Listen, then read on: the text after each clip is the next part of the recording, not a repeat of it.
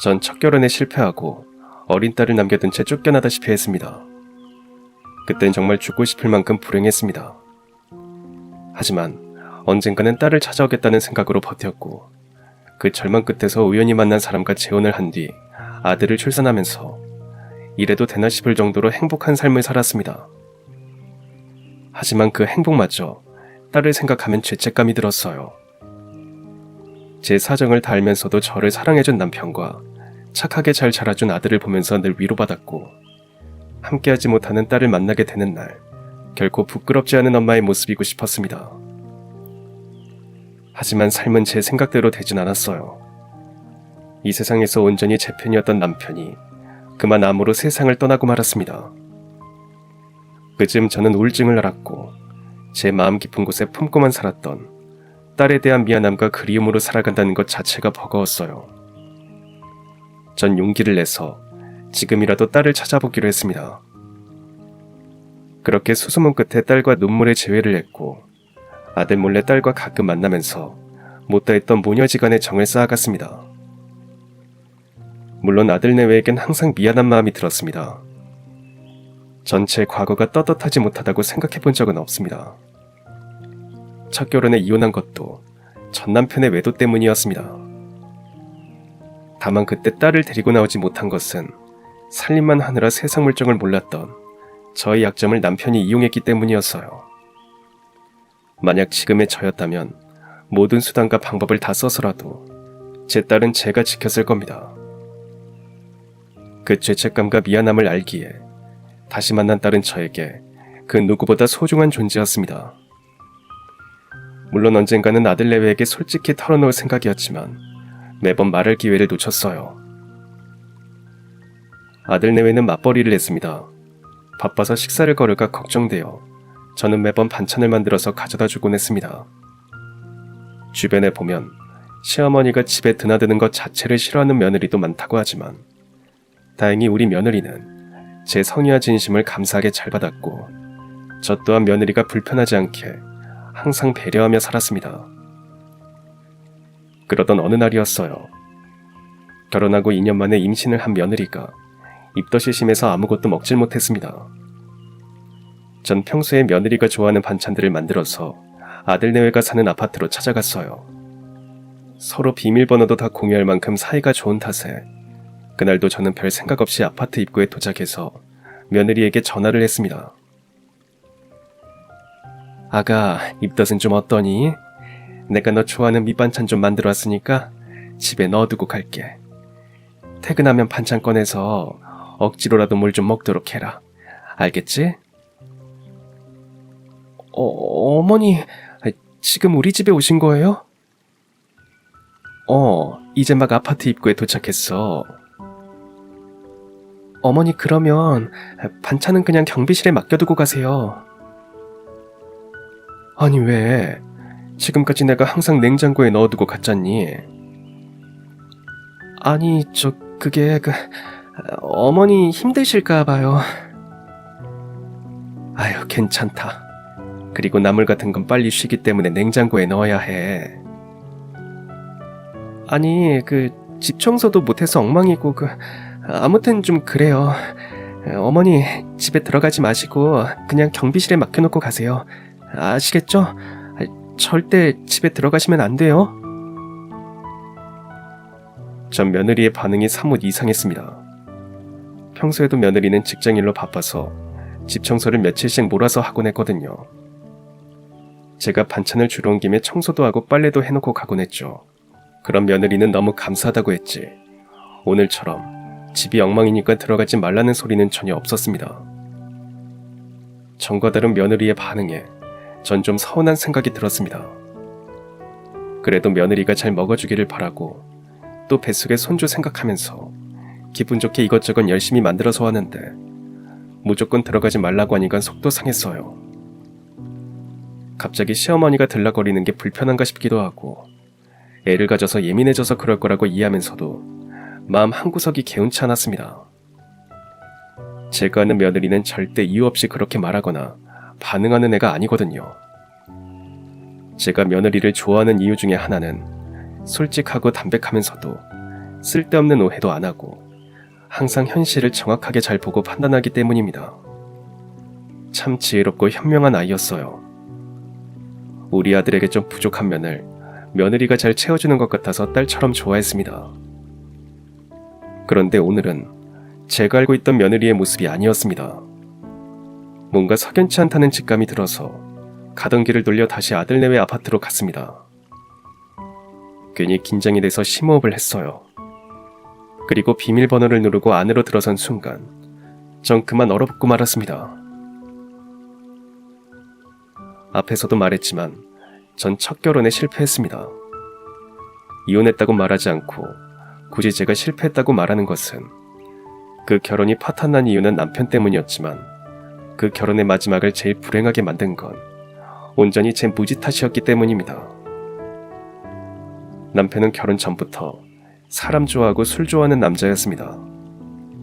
주변에 사람이 많다는 것은 그만큼 그 사람의 인성이 좋다고 생각했고 사람들과 어울리다 보니 술을 먹고 좋아하게 되었다고 이해했습니다. 친구도 없이 외톨이로 지내는 남자보다는 훨씬 인간적이라고 생각했어요. 그런데 사람 좋아한다는 것에 여자도 포함된다는 것은 결혼하고 난 뒤에야 알게 되었습니다. 남편은 버젓이 아내인 저를 두고도 하룻밤 같이 할 여자들을 만나고 다녔습니다. 한두 번 만나면 금방 실증을 내고 또 다른 여자를 만났어요. 남편이 그런 사람인 줄 전혀 짐작도 하지 못했기에 전 큰 충격에 빠졌습니다. 사실 전 남편 이전에는 남자를 사귀거나 좋아해 본 적도 없었고 고등학교 졸업하고 전문대를 나온 뒤에는 그냥 집에서 신부 수업을 하다가 중매로 남편을 만나 결혼했습니다.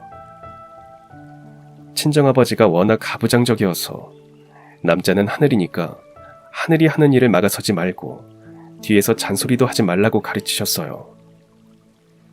소위 말하는 암탉이 울면 망주가 든다는 말을 귀에 못이 박히도록 듣고 자랐습니다. 어려서부터 늘 그런 집안 분위기 속에 살아서 그런지 전 잘 몰랐는데 전문대를 다닐 때 처음으로 제가 우물안 개구리였다는 생각을 하게 되었습니다. 특히 학교 축제 때 10시 넘어서 들어갔다가 아버지께 쫓겨날 뻔했어요. 통금 시간이 저녁 7시였는데 친구들은 요즘 시대에 그게 말이 되냐며 저보다 더 흥분할 정도였습니다. 하지만 전 순종하는 것에 익숙해진 사람이었나 봐요. 엄마도 늘 아버지에게 순종하며 살았고 그걸 보고 자란 저도 그렇게 해야 한다고 생각했습니다. 한 번도 반항을 하거나 아버지 말씀을 무시한 적이 없었어요. 중매도 아버지의 지인분이 소개시켜 주셔서 남편을 만나게 되었는데 술 좋아하시는 아버지는 술 잘 먹는 남편을 무척 좋아했습니다. 연애 시절 남편은 저와 단둘이 데이트를 한 적은 손에 꼽을 정도였고 오히려 우리 집에 와서 아버지와 술을 마시는 걸 더 즐거워했습니다. 그때에도 전 아버지 비위도 잘 맞추고 술 친구가 되어주는 남편이 고맙다고 생각했어요. 남자들 다 거기서 거기지. 다들 한두 번은 바람도 피우고 그러는 게 남자야. 안 들키면 그냥 사는 거고 들키면 투닥거리다가 또 부부니까 서로 참고 사는 것이고 미운정 고운정 들면서 그렇게 부부가 되어가는 거지. 네가 참아. 남자는 결국 조강제처는 못 버린다. 아버지는 남편이 외도를 밥 먹듯 한다는 제 말에도 대수롭지 않은 듯 오히려 남편 편을 들었습니다. 그런 아버지가 못마땅하면서도 엄마는 아무 말도 못한 채 절 붙들고 눈물만 흘리셨어요. 아버지 말 듣지 말고 네 하고 싶은 대로 해. 엄마처럼 무조건 참고 살지 마. 그럼 너만 병난다. 알겠지? 엄마는 깨진 그릇은 다시 붙여도 이미 깨져서 물이 샌다고 하셨습니다. 그러니까 억지로 붙이려 들지 말고 그릇을 버리라고 하셨어요. 미련 갖지 말라고 당부하셨습니다. 결국 전 이혼하겠다고 집을 나와 친정에 왔고 남편이 헐레벌떡 쫓아왔다가 아버지에 끌려나갔습니다. 이번에는 아버지가 남편을 혼쭐 낼 줄 알았어요. 하지만 두 사람은 코가 삐뚤어지게 술을 마셨고 서로 어깨동무를 하며 동네가 떠나갈 듯 고성방가를 하며 집에 들어와서는 자기들끼리 다 해결했다고 큰 소리를 뻥뻥 쳤습니다. 정작 당사자인 저는 아무것도 해결된 게 없는데 말입니다. 김서방이 다시는 안 그러겠다고 했으니까 너도 그만 돌아가. 한번 시집 갔으면 그 집 귀신이 되는 거야. 전 이혼할 거예요. 어허이, 아버지가 그렇다고 하면 그런 줄 알아야지. 어디서 배워먹지 못하게 아버지 말에 반항이냐? 어? 그냥 지연이가 하고 싶은 대로 하게 내버려둬요. 당신이 이따위로 하니까 애가 저러는 거 아니야? 결국 또 화살은 엄마에게도 날아갔습니다. 저 때문에 엄마까지 힘들어질 것 같아서 일단 다시 집으로 돌아갔어요. 남편은 빨리 애를 갖자고 했습니다. 잘못했다거나 다시는 안 그러겠다는 말 대신 애를 갖자는 게 도대체 무슨 의도로 하는 말인지 전 가늠이 잘 되지 않았습니다. 제가 순진한 건지 멍청한 건지 그땐 남편이 저를 사랑하니까 애를 빨리 갖자고 한다고 믿었습니다. 그래, 이왕 다시 살기로 했으면 애부터 가져. 애를 낳으면 남자들이 조금 정신도 차리고 자식 때문이라도 열심히 살게 되고 그러니까. 그건 엄마 진심은 아니었어요. 제가 이혼을 하면 엄마하고도 이혼하겠다고 아버지가 난리를 치셨답니다. 엄마가 이혼하라고 부추겨서 제가 막 나간다고 우겼다는 우리 아버지를 보면서 참 한숨이 나왔습니다. 독불장군이고 가부장적인 아버지를 엄마는 어떻게 감당하고 살았을까 마음이 아팠어요. 어쨌든 저는 이혼을 하지 못한 채 억지로 떠밀려 다시 살게 되었고 곧 임신을 하게 되었습니다. 하지만 남편이 애를 빨리 갖자고 한 것은 저를 사랑해서가 아니라 애가 있으면 자신이 외도를 해도 애 때문에 제가 쉽게 이혼하자는 말을 못할 거라는 생각 때문이었습니다. 정말 기가 막혔어요. 저는 그런 것도 모른 채 남편이 정신을 차렸을 거라고 착각했고 과거는 다 털어버리고 잘 살아보자고 헛되이 생각했습니다. 하지만 임신 내내 입덧이 너무 심해서 고생을 많이 했습니다. 당최 음식 냄새를 맡지 못했어요. 그렇게 힘들어하는데도 남편은 바쁘다는 이유로 저에게 무심했습니다. 어쩌다 먹고 싶은 게 생각나서 퇴근할 때 사서 오라고 해도 건성으로 듣고는 잊어버리기 일쑤였어요. 나중에 말해봤자 소용없다는 생각에 서럽게 운 적도 있었습니다. 엄마가 마음이 복잡하면 태교해도 안 좋을 것 같아서 많이 참고 버텼고 그렇게 딸을 출산했습니다. 저는 소닥보듯 하는 남편이었지만 딸은 끔찍이 여겼어요. 자신의 분신이자 핏줄이라는 생각 때문인 것 같았어요. 딸을 애지중지하는 모습을 보면서 남편을 미워했던 마음이 풀리기도 했지만 여전히 저는 남편에게 찬밥이라는 생각에 속이 상하기도 했습니다. 그런데도 남편은 아들도나 차고 하더군요. 내가 원래 애를 안 좋아했는데 이 녀석이 꼬물꼬물거리면서 하품하고 나를 빤히 쳐다보고 할 때 마음이 진짜 묘한 거 있지? 그러니까 아들도 하나 더 낳자. 딸 하나 아들 하나 그림도 딱 좋고. 그때도 저는 혼자 착각을 했습니다. 남편 성격상 정말 제가 싫으면 아들을 빨리 갖자고 하지 않을 거라고 말입니다. 저에 대한 마음을 표현하는 게 쑥스러워서 대신 아이들에게 애정을 쏟는다고 생각했어요. 그도 그럴 것이 전 능력도 없고 생긴 것도 보통이고 한마디로 모든 것이 너무 무난할 정도로 보통인데 반해 남편은 좋은 대학을 나와서 대기업에 다녔고 능력도 좋아서 주변 사람들을 몰고 다닐 정도로 성격도 화끈한 사람이었습니다. 객관적으로 제 3자가 볼 때 남편이 왜 저렇게 평범한 여자와 결혼을 했을까 의문이 들었을 겁니다. 모르는 사람들은 제가 전생에 나라를 구했을 거라고 했죠. 저도 남편이 왜 저랑 결혼을 했는지 정말 궁금했어요. 처음에는 사랑해서 그랬을 거라고 생각했지만 그건 제 착각이었고 역시 이것 또한 이혼을 하게 될 무렵이야 정확하게 알게 되었습니다. 원래 결혼은 조신한 여자와 하는 거야. 그냥 살림 잘하고 애 잘 키워줄 사람하고 말이야. 연애는 화끈한 여자하고 하는 거고. 몰랐어? 그냥 살림도 잘하고 애도 잘 키워주고 화끈하기도 한 여자랑 결혼하지. 왜 나랑 결혼했어요? 아휴, 세상에 그런 여자가 어딨냐. 있으면 한번 데려와봐. 그러니까 너도 정신 차려. 이혼하자는 소린 집어치우고. 이혼하면 네가 뭘 할 건데? 그저 남편 그늘 밑에 있을 때가 제일 행복한 거야. 남편이 처음부터 저에게 애정이 없다는 사실은 굳이 말하지 않아도 그냥 느껴졌고, 저 역시 남편을 열렬히 사랑해서 결혼한 게 아니었기에 뭐라 따질 수도 없었습니다. 딸을 출산하고 난 뒤 산후조리를 핑계로 각방을 쓰게 되었고, 남편의 잦은 출장 탓에 저는 자연스럽게 독방 신세를 지게 되었습니다.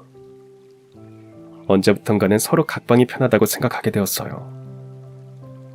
그래도 남편이 생활비도 넉넉히 주고 딸 일이라면 뭐든 다 하는 탓에 전 남편을 이해하려 했고, 친구 중에 경제적 어려움으로 이혼을 하고 아파서 사별하는 경우를 보면서 저는 이 정도면 그나마 다행이다라고 생각하기도 했습니다.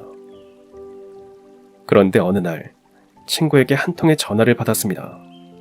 친구가 가족들이랑 제주도 여행을 갔는데 거기서 남편과 웬 여자가 다정하게 함께 있는 것을 봤다는 겁니다. 나도 처음에는 아닐 거라 생각했어. 그런데 자세히 보니까 영락없이 네 남편인 거야. 깜짝 놀랐지 뭐니. 너한테 얘기를 해야 하나 망설이다가 전화한 거야. 잘 알아봐. 알았지? 아마 회사 직원일 거야. 우리 남편 지금 제주도 출장 중이거든.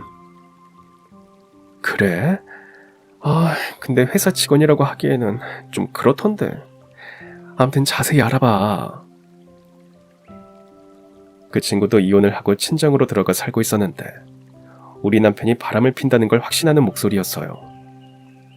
은근 고소해하는 느낌도 들어서 기분도 안 좋고 남편의 바람기가 또 도졌나 싶어서 불안하고 그랬습니다.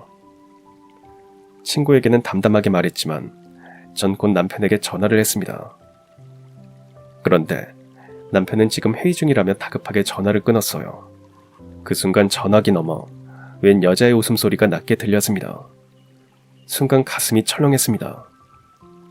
아마도 그때부터 의부증이 조금씩 생기기 시작했나 봐요. 남편의 옷을 유심히 살피고 냄새를 맡기도 하고, 남편이 전화가 오면 왜 베란다에 가서 받는지 의심하고, 늦으면 왜 늦는지 따지고 있는 제 모습을 발견하게 되었습니다. 친구의 전화 외에는 아무런 증거도 없다 보니 남편에게 따질 수도 없었습니다. 그때마다 전 보잘것없는 제 모습에 화가 났어요. 남편이 사회생활하면서 만나게 되는 숱한 여자들은 번듯한 대학도 나왔을 것이고 저보다 훨씬 예쁘고 늘씬하고 화려하게 꾸미고 다닐 거라고 생각했습니다. 그래도 오늘은 대놓고 따져봐야지 하다가도 엄마하고 아빠가 조금이라도 큰 소리를 내면 바로 무서워하며 오르대는 딸 때문에 전 애써 감정들을 누를 수밖에 없었습니다. 하지만 눈으로 확인하고 싶었어요. 커가는 딸을 생각해서라도 계속 이대로 답답하게 살 수는 없는 노릇이었으니까요. 그래서 남편 회사 앞에서 지켜보기 시작했고, 오래 걸리지 않아 남편의 외도 현장을 목격하고 말았습니다. 남편은 웬 여자와 회사에서 같이 나와서 같이 차를 타고 갔어요. 택시를 타고 은밀히 뒤쫓아갔더니 남편 차는 우리 아파트에서 그리 멀지 않은 다른 아파트로 들어갔습니다. 남편과 여자는 지하 주차장에 차를 세워놓고도 한참 나오지 않았어요. 차에서 나와서도 손을 꼭 잡고 엘리베이터를 타고 올라갔는데 7층이더군요. 전 피가 거꾸로 솟는 분노를 억지로 삼키며 7층으로 올라갔습니다. 701호인지 702호인지 알 수 없어서 문에 귀를 대고 들어보니 여자의 깔깔대는 소리와 남편의 목소리가 들렸습니다. 미친 듯이 702호 벨을 눌렀더니 누구야 하며 짜증 섞인 목소리로 문을 열어준 사람은 바로 남편이었어요. 모든 것이 분명해지는 그 순간 전 무너지는 가슴을 억지로 보듬느라 숨이 막혔습니다. 남편은 뜻밖의 저를 보고 놀란 듯 했지만 이내 올게 왔다는 표정으로 담담해서 정말 기가 찼어요. 제가 안으로 들어가려고 하자 억지로 끌고 아파트 단지로 내려가는 겁니다. 남편은 저를 억지로 끌고 아파트 단지로 내려갔습니다. 조강지처인 아내보다 내연녀를 더 챙기는 그 모습에서 전 이미 남편의 마음이 떠났다는 것을 직감했습니다. 남편은 미안하다는 말도 없었고 용서해달라는 말도 하지 않았습니다. 변명 안 할게. 내가 어떻게 해주면 좋겠냐? 뭐? 지금 그게 할 소리니? 잘못했다고 용서를 빌어도 될까 말까 하는데 어떻게 해줘? 참 어이가 없다. 어차피 용서도 안 해줄 거잖아. 용서를 하고 안 하고는 내가 정해. 당신이 그러고도 아빠야? 딸 보기 부끄럽지도 않아? 언제부터야? 언제부터인지는 알아서 뭐하게.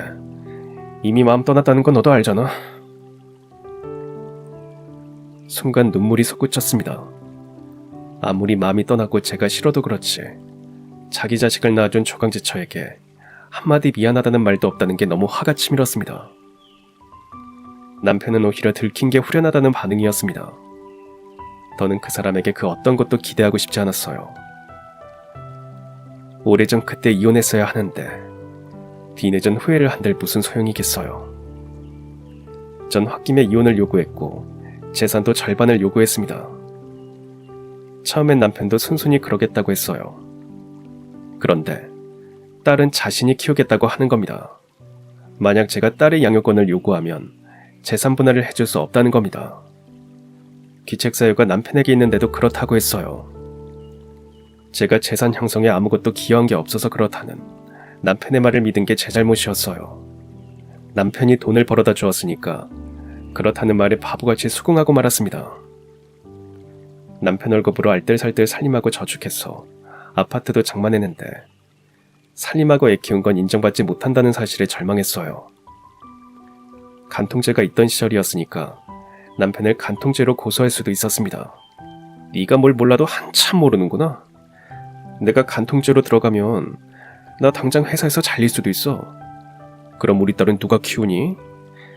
그리고 지 아빠가 간통죄로 구속됐다는 사실을 딸이 알면 얼마나 상처를 받겠니? 넌 그런 건 생각 안 해? 바람핀 주제에 딸은 끔찍이 생각하는 그 말투에 화를 내고 따지고 들었어야 하는데 전 또 딸이라는 말에 마음이 흔들리고 말았습니다. 변호사 사무실에 찾아가서 상담을 할까 여러 번 고민하다가 누군가에게 제 얘기를 털어놓는다는 게 내키지 않아서 그만두었습니다. 가정을 파탄낸 책임은 남편인데 정작 남편은 편안해 보였고 오히려 전 매일 지옥과 갈등 속에 헤매기만 했어요. 전 남편을 탓하면서도 제 자신의 무능함에 화가 났습니다. 이럴 때 당당하게 딸을 데려가겠다고 맞서지도 못하고 아무런 대책도 없는 제가 참 비참하게 느껴졌습니다. 많이 배우고 예쁘고 화려한 오피스걸과 촌스럽고 말도 안 통하는 주광지철을 두고 남편은 오래 저울질했겠지 싶었어요. 그래서 집에 들어오기 싫었고 바람을 피우고도 저렇게 당당하구나 싶어서 전 남편보다 제가 참 못나고 보잘것없다고만 생각했습니다. 결국 이혼밖에는 답이 없다는 생각을 하고 전 이혼한 친구에게 조언을 구했어요. 지금은 마음도 아프고 화도 나고 그렇겠지만 결국 그것도 시간이 가면 다 잊어지더라. 일단 준다고 할 때 위자료와 재산부터 챙겨. 네가 먼저 살고 봐야지. 괜히 이혼 소송한다고 해봤자 지금 네 남편이 준다고 하는 재산 분할 그거 법으로는 훨씬 못 받아. 그러니까 어쨌든 지금은 손에 돈이라도 쥐고 나와야 해. 그것들 지금은 행복하겠지. 하지만 인생 길다. 내 경험상 그것들도 곧 사내 못 사내 하게 될 거야. 분명 벌 받을 거고 인과응보라고 했어. 그때까지 딸 잊지 말고 꾹 참고 네 갈 길 열심히 가는 거야. 그럼 분명 딸도 차고 좋은 날 올 거야. 결국 전 피눈물을 흘리면서 훗날을 위해 위자료와 재산을 받아 이혼을 했습니다. 재산의 반을 분할받는 조건은 남편이 딸의 친권과 양육권은 가지고 면접 교섭권도 법과 상관없이 남편이 원할 때 만나게 해준다는 조건이었어요. 전 그래 어디 두고 보자는 심정으로 꾹 참고 조건을 받아들였습니다. 분명 친구 말대로 이 또한 언젠가는 다 지나갈 것이고 그것들에게도 그만큼의 벌이 주어질 거라고 생각했습니다. 딸의 사진을 보면서 딸이 어떻게 성장해가는지 상상만 하면서 가끔 몰래 딸 학교에 가서 먼발치서 보며 울면서 전 무너지는 가슴을 늘 보듬었어요. 언젠가는 딸이 계모와 다정하게 손을 잡고 어디론가 가는 모습을 보기도 했는데 설마 딸이 저를 잊어버리는 건 아닌지 불안하고 두려웠습니다. 하지만 마냥 그렇게 약하게 살 수는 없었어요. 언젠가 딸을 찾아오려면, 아니, 언젠가는 딸 앞에 당당한 엄마의 모습을 보여주려면 저도 제 살 길을 찾아야 했습니다. 전 손맛을 살려서 집밥 식당을 차렸습니다. 살림만 하다가 장사라는 걸 하려니까 모든 것이 다 두렵기만 했지만 그때마다 딸을 생각하면서 마음을 다지고 다졌습니다. 식당은 규모는 아담해도 실속 있게 매일매일 오늘의 집밥 한 상을 차리는 형식이었는데 메뉴가 정해진 기존의 식당과는 조금 다르게 하고 싶었습니다. 그날 제가 직접 메뉴를 정해서 식당 입구에 붙여두면 손님들이 먹고 싶으면 들어오고 메뉴가 마음에 안 들면 돌아가기도 했어요. 어찌 보면 아주 잘 되거나 아주 못 되거나 둘 중 하나일 수도 있는데 전 그냥 제가 제일 잘할 수 있는 것을 가장 정성스럽게 차리고 싶어서 식당의 운영 방식도 그렇게 정했습니다. 제가 사장이자 주방장이다 보니 1인 2역을 하느라 몸도 마음도 고단했지만 그 어느 때보다 자유로웠습니다.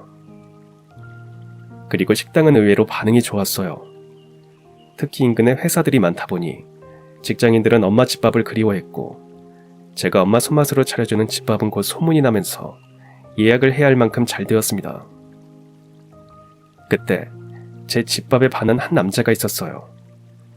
어느 회사의 과장이라는데 노총각이었습니다. 부모님이 일찍 돌아가시고 고모 손에 자라서 그런지 늘 정에 굶주렸고 기억에도 없는 엄마의 손맛이 그리워서 우리 식당에 매일 온다고 했습니다. 전 어느새 단골 손님의 입맛과 취향까지 다 꿰뚫었고 그 손님이 오면 메뉴에 없는 반찬을 한두 가지 서비스로 슬쩍 올려주곤 했습니다. 노총각 과장님도 제 마음에 감동을 받았는지 참 고마워했어요.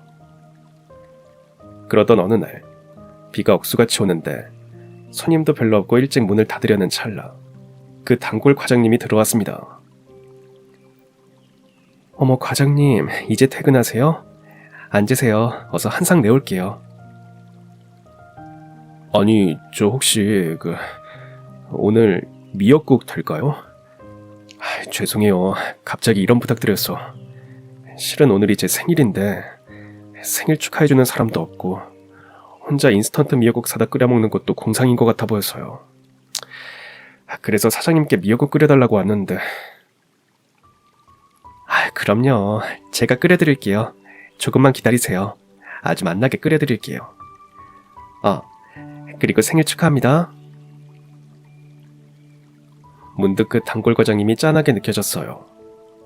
아무리 사는 게 바쁘고 삶이 고달파도 결국 생일이 되면 가족이 그립고 혼자라는 게 참 외롭겠구나 싶었습니다. 함께 축하해줄 가족이 있다는 게 얼마나 소중한 일인지도 새삼 느껴지더군요. 그래서 전 그날 하루만은 엄마의 마음으로 가족의 마음으로 미역국을 정성스럽게 끓여드렸습니다. 과장님도 두 그릇을 뚝딱 비우더니 갑자기 눈물을 흘리는 겁니다. 주책이죠. 엄마가 끓여주는 미역국 한 번도 먹어본 적도 없는데 왜 이 미역국을 먹으니까 엄마 생각이 날까요? 아마 그 비 내리는 날의 미역국이 단골 과장의 마음을 흔들었고 저도 같이 외로운 처지라는 감정이입이 되었나 봅니다. 그렇게 우리 두 사람은 오누이처럼 지내게 되었어요. 제가 단골 과장보다 3살 더 많았거든요. 단골 과장은 하루가 멀다 하고 식당에서 집밥을 먹었습니다. 동생, 이러다 월급 받아서 전부 우리 식당에 다 갖다 바치는 거 아니야? 누이, 저 보기보다 꽤 잘 벌어요. 제가 너스레를 떨면 단골 과장도 박자를 척척 맞춰주면서 우린 서로 까르르 웃곤 했어요. 우린 서로 힘든 점을 얘기하고 풀기도 하고 가끔 제가 새벽 시장에 갈 때면 단골 과장이 차를 태워주기도 했습니다. 제 생일 때는 그 사람이 케이크를 사가지고 와서 같이 촛불도 불고 소원도 빌었어요. 누이 소원 뭘로 빌었어요? 소원을 누가 가르쳐줘. 그건 비밀이지. 난 소원 말할 수 있는데. 단골 과장은 잠시 진지해졌습니다. 왜 저러나 싶어서 저도 덩달아 긴장이 되었어요. 나 진짜 소원 말해요. 농담 아니니까 잘 들어요. 우리 결혼해요. 서로 오누이처럼 지내다가 정이 들었지만 그 사람이 청혼을 할 줄은 몰랐습니다. 전 이미 결혼도 했고 이혼도 했고 제가 기르지 않지만 딸도 있다는 걸 다 알면서도 청혼을 했어요. 노총각 단골 과장에게는 그런 게 아무 문제가 되지 않는다고 했습니다. 하지만 그 사람은 초혼인데 그럴 수는 없었어요. 제가 거절하면 그만둘 줄 알았는데 과장은 더 끈질기게 구애를 했습니다. 그 정성에 감동받으면서 마음이 흔들렸고 결국 전 재혼을 하게 되었어요. 간섭할 시부모님도 안 계시고 이미 노총각 남편은 번듯한 아파트도 있었고 벌어놓은 재산도 제법 있었습니다. 직장도 남부럽지 않은 곳에 다녔고 성격 좋고 무엇보다 저를 좋아해 주었어요. 전 이게 무슨 복인가 싶어서 믿기지 않았습니다. 저에게도 이런 날이 왔다는 사실이 정말 기쁘고 행복하면서도 불안하기까지 했습니다. 친구들은 제가 착하게 살아서 뒤늦게 복이 터졌다고 다들 부러워했어요. 거기다 연하라니 전생에 나라를 구했다고 농담도 했어요. 조촐하게 결혼식을 올린 뒤 전 곧 식당을 접었습니다. 더 늦기 전에 아이를 낳자는 남편의 말에 미련 없이 식당을 그만두었어요. 늘 가슴에 딸을 품고 사는 게 힘들었지만 이제라도 제 가슴에 품고 키울 자식을 갖고 싶었습니다. 그렇게 재혼한 지 1년 뒤 전 아들을 출산했어요. 정말 세상에서 가장 행복한 순간이었습니다. 너무 행복해서 눈물만 줄줄 흘렀어요. 자상하고 착한 남편의 아들까지 얻었으니 이제 더는 부러울 게 없었습니다. 그저 딸 생각만 하면 가슴 한편이 아렸지만 더 욕심부리지 말자고 생각했어요. 딸도 잘 자랄 거라고 믿으면서 말입니다. 아들은 공부도 잘했고 아주 씩씩하게 잘 자랐습니다. 항상 절 졸졸 따라다니는 엄마 껌딱지였어요. 그런 아들을 보면서 행복하면서 마음 한편에 묻어둔 딸 생각이 간절해지기도 했습니다. 딸은 얼마나 저를 원망하며 자랄까. 혹시 제가 자신을 버렸다고 생각하면 어쩌나 하는 생각들을 할 때면 가슴이 무너지는 것 같았습니다. 당신 그렇게 혼자 아파하지 말고 지금이라도 딸 찾아보는 거 어때? 하루는 보다 못한 남편이 제게 그렇게 말을 하더군요. 그 무렵엔 몰래 딸을 보러 간 적도 있었는데 이미 살던 집에서 이사를 간 뒤라 알 길이 없었습니다. 면접 교섭권도 전 남편이 허락할 때만 사용할 수 있다는 조건 때문에 그동안 전 그 사람에게 딸을 만나고 싶다고 연락도 제대로 못했어요. 그 사이 그 사람 전화번호도 바뀌어 있었고요. 물론 굳이 찾으려고 하면 찾겠지만 왠지 딸이 저를 원망할 것 같아서 두려웠습니다. 어쩜 제가 아이에게 혼란을 줄 수도 있다고 생각했어요. 그저 새엄마랑 사랑받으면서 잘 자라고 있기를 기도할 수밖에 없었습니다. 그렇게 다시 세월이 지났어요. 하지만 행복은 오래가지 못했습니다. 아들이 15일 때 남편은 암으로 세상을 떠났습니다. 워낙 건강 체질이었고 운동도 열심히 하는 편이라 건강 하나는 자신했는데 소리 소문도 없이 찾아온 위암이 다른 장기로 전이되면서 수술을 하고 오랜 항암 치료를 받았지만 소용없었습니다. 허무하게 남편을 떠나보내고 전 오래 힘들었어요. 우울증도 찾아왔죠.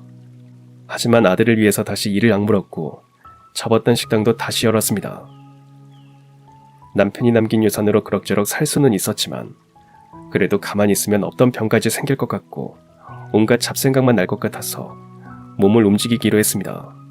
다시 한 식당도 역시 잘 되었습니다.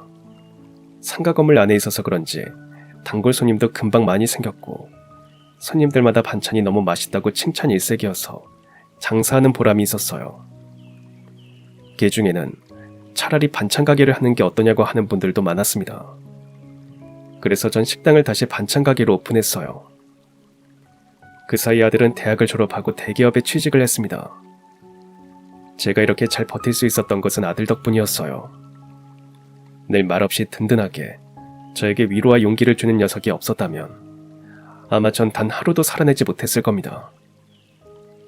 남편은 선물처럼 왔다가 가면서 선물 같은 아들을 제게 남기고 갔다고 생각했습니다. 항상 엄마를 먼저 생각하는 아들이었고 고3 때도 엄마 걱정 한 번 안 시키고 척 대학에 합격한 똑똑한 아들이었어요. 클수록 더욱 남편의 모습이 보여서 참 많이 의지가 되고 그랬습니다. 어느 날 문득 아들은 결혼하고 싶다고 여자를 데리고 왔습니다. 사근사근하고 서글서글하게 생긴 여자애는 제 마음에도 들었어요. 무엇보다 아들이 좋다고 하니까 그냥 좋았습니다. 홀 시어머니라고 너무 부담 갖지 말아요. 난 절대 시집살이 시키는 그런 사람 아니니까. 알겠죠? 그리고 결혼하면 맞벌이 하느라 바쁠 거니까 반찬은 내가 무조건 책임질게요. 특별히 공짜로. 제 말에 그녀는 해맑게 웃어주었습니다. 하지만 그 해맑음 속에 아픔이 있다는 사실을 곧 알았어요. 아들 여친은 부모님이 10년 전에 여행길에서 모두 사고로 돌아가셨다고 했습니다. 그 말을 듣는데 너무 가여운 생각이 들어 먹먹했어요. 지금은 언니와 둘이 사는데 언니는 지방에서 직장에 다닌다고 하더군요. 전 아들이 결혼하면 며느리를 딸처럼 대하겠다고 생각했습니다. 그렇게 아들의 결혼을 준비하면서 문득 가슴속에 묻어두었던 딸 생각이 간절해졌어요. 오랜 고민 끝에 흥신소에 부탁해서 딸을 찾아보기로 했습니다. 너무 떨리고 긴장이 돼서 며칠 잠을 설쳤는데 드디어 연락이 되었어요. 흥신소 사장이 딸과 통화를 했는데 딸이 고민해보고 직접 연락하겠다고 했대요. 제 연락처를 넘겨주고 일주일이 지나도록 연락이 없어서 전 조금씩 체념하게 되었습니다. 하긴 딸 5살 때 헤어졌으니 엄마에 대한 기억이 없을 겁니다. 벌써 35이 됐는데 이제 엄마라고 나타났으니 한편으론 원망스러울 것도 같았어요. 그런데 열흘 뒤 딸에게서 전화가 왔습니다. 딸이라는 걸 직감적으로 느꼈어요. 온몸이 떨려서 말도 제대로 나오지 않았지만 겨우 참고 전화를 받았습니다. 무슨 말을 어떻게 했는지 기억도 나지 않았지만 우린 만날 약속을 정했습니다. 이틀 뒤 만날 장소로 가는데 심장은 너무 뛰는데 발걸음은 너무 무거웠습니다. 절 보고 딸이 실망하지 않을까, 저에게 다시는 연락하지 말라고 하면 어쩌나, 온갖 생각들이 뒤엉켜서 가는 그 길이 천길만길 낭떠러지 같았어요. 하지만 딸을 본 순간 전 그 아이를 꼭 안아주었고 울음이 터지고 말았습니다. 그 아이도 절 따뜻하게 안아주었어요. 그냥 한눈에 제 딸이라는 것을 알아볼 수 있을 정도였습니다. 잘 자라주었고 너무 멋진 모습이었어요. 대학에서 호텔 경영학을 전공했고 어느 호텔에서 일한다고 했습니다. 정말 잘 자라주어서 고맙다. 그리고 엄마가 너무 미안해. 아니에요.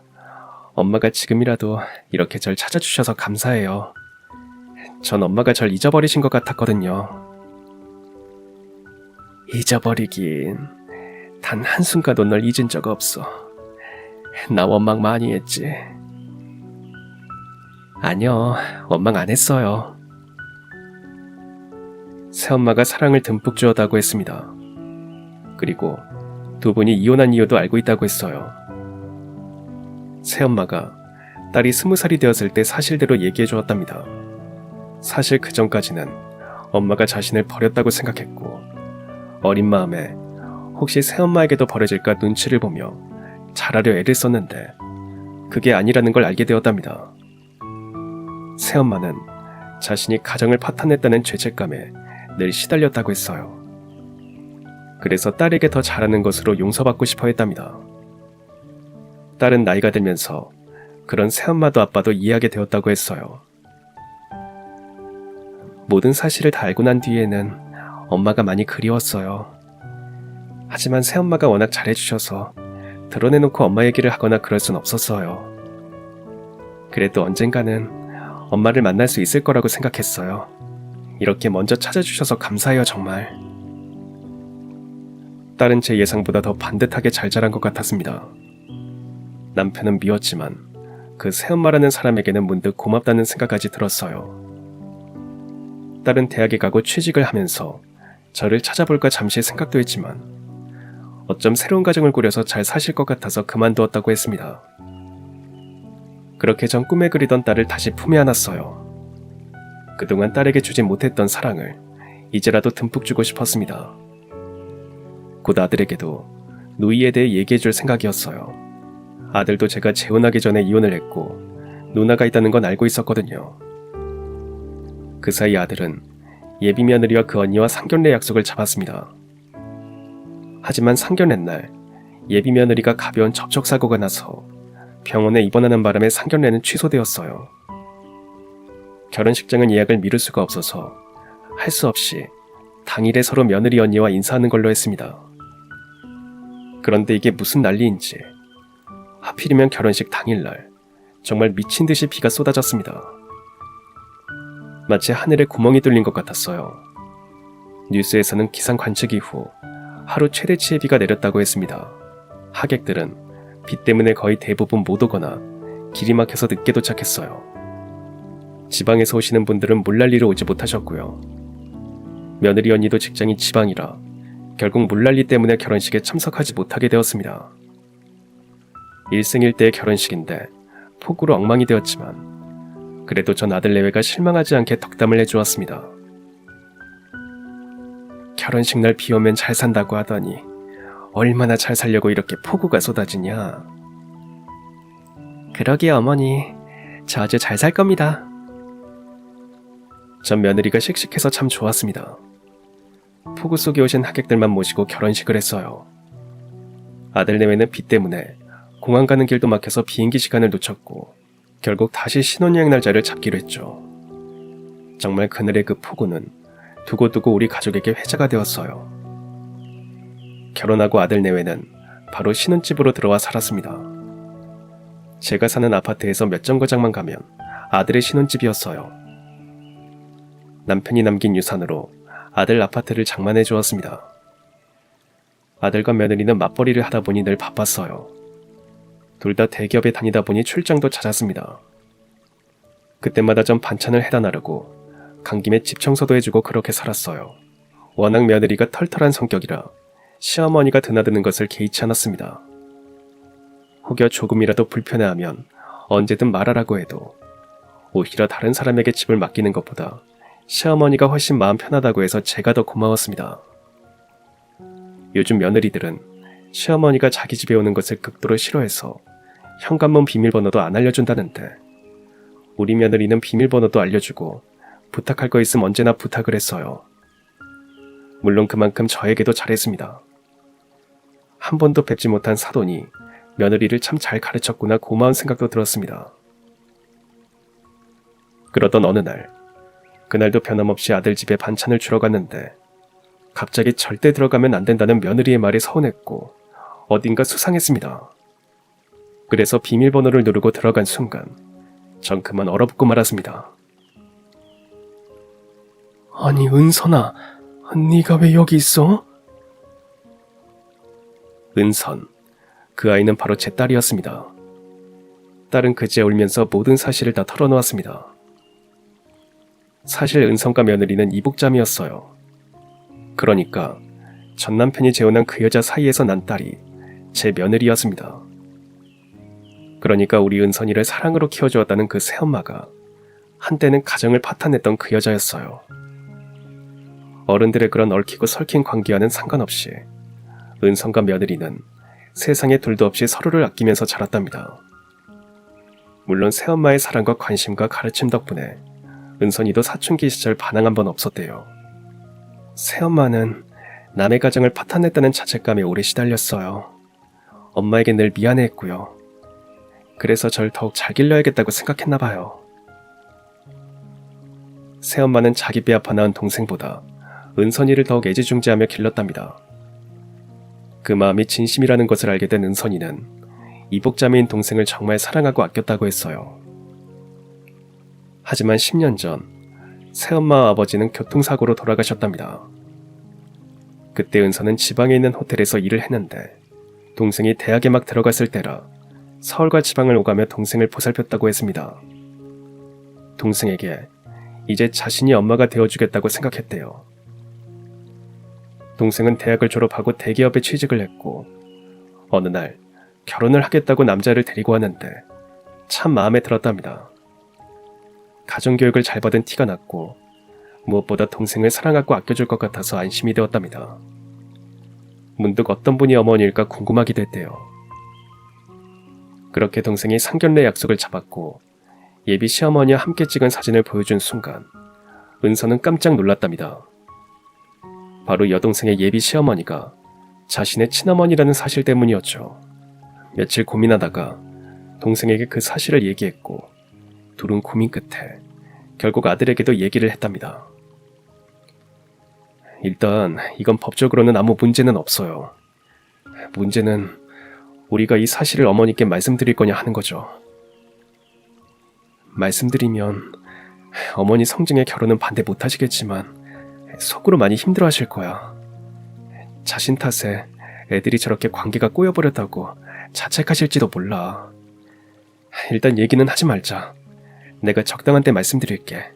지금은 때가 아니야. 일단 너희들 결혼부터 해야지. 은서는 자기 때문에 동생의 행복한 결혼을 망치게 될까봐 노심초사했답니다. 그때부터 자신의 존재를 저에게 비밀로 하기로 했대요. 그래서 상견례 때 며느리가 접촉사고가 났다고 한 것도 실은 은선이 때문에 약속을 취소하려고 그랬던 거랍니다. 물론 결혼식 때는 마침 비가 와서 핑계거리가 생겼지만 원래는 은선이가 갑자기 출장을 가는 바람에 결혼식에 참석 못하게 되는 걸로 의논을 했대요.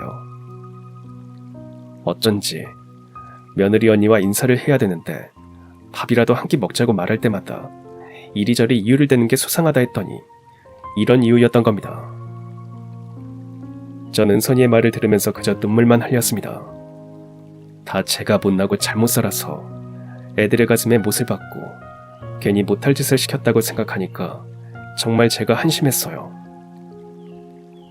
소식을 듣고 아들과 며느리가 달려왔습니다. 둘 다 저에게 무릎을 꿇고 싹싹 빌었어요. 어머니 정말 죄송해요. 진작 말씀드려야 하는데 정말 죄송해요. 엄마, 제가 그러자고 한 거예요. 차영이나 이 사람은 아무 잘못 없어요. 너희들 잘못 없어. 다 이 엄마가 못난 탓이지. 새끼 홀몸도 아닌데 그만 일어나. 뱃속에 애 놀란다. 그리고 은선이가 아들 집에 와 있었던 것은 갑자기 암 진단을 받고 서울 큰 병원에 입원해서 정밀 진단을 받기 위해서였답니다. 얼마 전에 직장에서 건강검진을 했는데 위암 소견이 나와서요. 큰 병원에 가서 정밀 진단 받고 치료라고 해서요. 안 되겠다. 당장 짐 싸. 우리 집에 가자. 엄마, 저 괜찮아요. 호텔에 있다가 병원에 병실 나면 들어가려고 했는데 제부가 하도 여기 있으라고 해서. 엄마 집 멀쩡히 놔두고 호텔은 무슨. 어서 짐 싸. 그때까지도 며느리는 제가 노여움을 풀지 않으면 어떻게 하나 걱정 가득한 표정이었어요. 전 며느리를 꼭 안아주었습니다. 네가 있어서 은선이가 외롭지 않고 기댈 수 있어서 고맙다. 네 어머니에게도 고맙고. 이제 은선이는 내가 돌볼게. 걱정하지 마. 엄마 화난 거 아니야. 그렇게 전 이혼하고 처음으로 전 남편과 은선이의 새엄마 납골당에 가서 고마움을 전했습니다. 그리고 곧장 반찬 가게도 접었어요. 이제라도 제 딸은 제가 지켜야겠다고 생각했습니다. 다행히 은선이는 수술도 잘 받았고 항암 치료도 무사히 잘 끝냈습니다. 이제 몇 개월 뒤에 다시 검사를 받고 완치 판정만 받으면 됩니다. 전 은선이가 태어나자마자 미리 받은 시골집으로 이사를 했어요. 경치 좋고 공기 좋은 시골로 내려와서 우리 은선이 먹고 싶다는 거 매일 만들어 먹이면서 살고 있습니다. 텃밭도 가꾸고 매주 아들 내외가 오면 함께 고기도 구워 먹고 산책도 하면서 그 어느 때보다 행복하게 보내고 있습니다. 곧 출산을 앞둔 며느리가 손주를 낳으면 제가 키워줄 생각이에요. 며느리가 아니라 제 딸이라고 생각하면서 앞으로도 우리 은선이와 우리 딸 같은 며느리와 그리고 듬직한 아들과 함께 오래오래 행복하게 잘 살아갈 겁니다. 그럼 지금까지 사연 들어주셔서 감사합니다. 사연이 재밌으셨다면 구독과 좋아요 부탁드려요. 감사합니다. 안녕히 계세요.